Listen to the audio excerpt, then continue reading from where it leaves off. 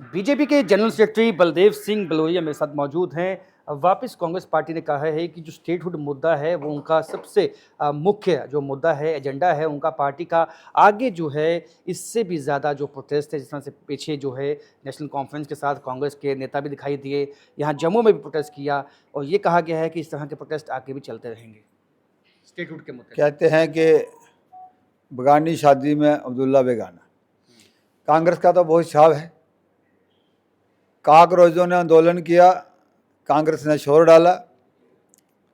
देश के इतने बड़े नेता, लीडर ऑफ अपोजिशन होने के नाते राहुल गांधी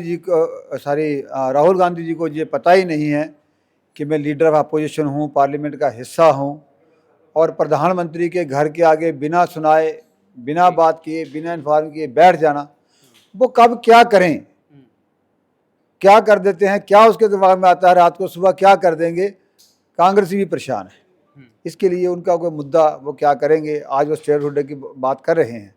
स्टेटहुड देश के प्रधानमंत्री नरेंद्र भाई मोदी जी ने, हमारे देश के गृह मंत्री अमित शाह जी ने बार बार कहा है कि उपयुक्त समय आने पे हम स्टेटहुड देंगे। वो उनके लिए कोई मुद्दा नहीं होना चाहिए। कांग्रेस नेता ये कहते हैं कि जब भी ये मांग उठाई जाती है, उपयुक्त उचित समय की बात की जाती है। भाजपा बताए कि उचित समय कब आएगा। भारतीय जनता पार्टी और देश के प्रधानमंत्री नरेंद्र भाई मोदी, और खासकर भारतीय जनता पार्टी को कहती है वो करती है।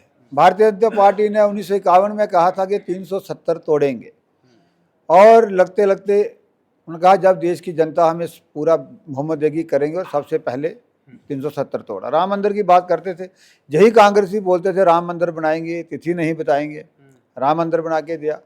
इसी तरह इन्होंने देश के प्रधानमंत्री जी के ऊपर विश्वास करना चाहिए, देश की सरकार के ऊपर विश्वास करना चाहिए। उन्होंने जो कहा है वो होगा।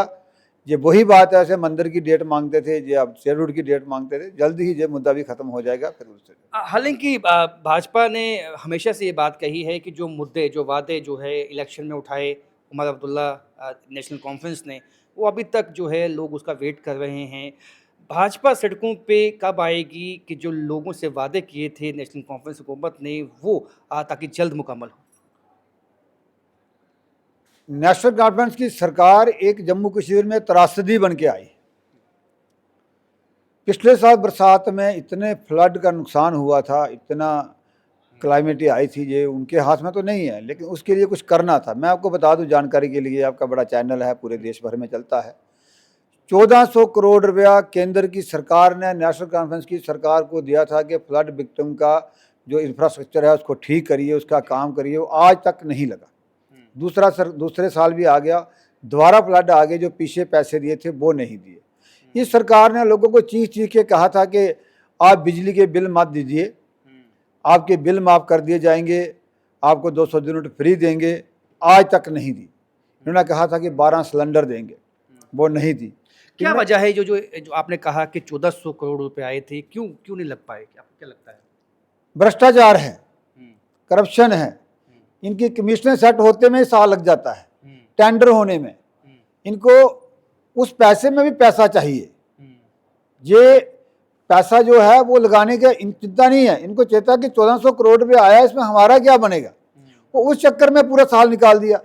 अभी टेंडर हो रहे हैं। अब मुझे बताओ इस बरसात में टेंडर होगा, जब पिछले महीने टेंडर हुए हैं वो ग्राउंड पे काम कब होंगे? नहीं हुए।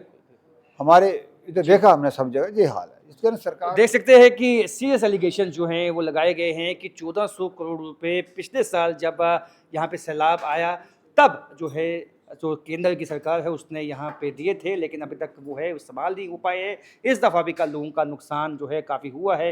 रजौरी का इलाका है, पुंछ का इलाका है, जहाँ पे इस दफ़ा भी फ्लैश फ्लड ने काफ़ी नुकसान पहुँचाया है। और ये जवाब तलब किया है नेशनल कॉन्फ्रेंस से कि इसके पीछे क्या वजह है कि आपको लोगों के साथ किए हुए अपने वादे नहीं दिखाई देते हैं। राजन वैद, न्यूज़ 18 जम्मू।